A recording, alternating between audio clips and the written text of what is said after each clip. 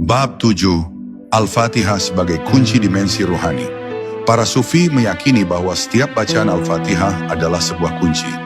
Kunci yang, ketika diputar berulang kali, mampu membuka pintu ke dalam dimensi rohani yang tidak tersentuh oleh panca indera biasa. Membaca Al-Fatihah sekali ibarat memasukkan kunci ke dalam gembok. Membacanya 10 kali ibarat memutar kunci itu pelan-pelan. Dan ketika sampai pada bacaan ke-41, terdengar bunyi klik halus, pertanda gembok itu terbuka dan tabir antara manusia dan rahasia ilahi mulai tersingkap.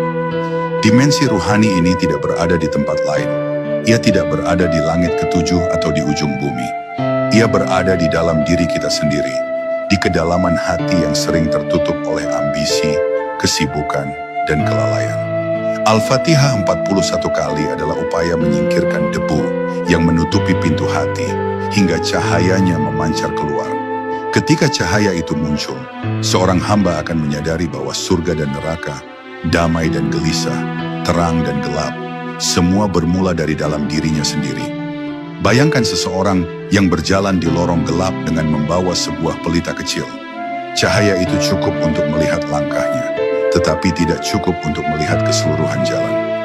Namun ketika ia menyalakan 41 pelita sekaligus, lorong itu tiba-tiba terang benderang, memperlihatkan jalan yang selama ini tersembunyi. Demikianlah hati manusia. Bacaan Al-Fatihah yang diulang-ulang hingga 41 kali, ibarat menyalakan pelita demi pelita, hingga akhirnya cahaya menyelimuti seluruh ruang batin.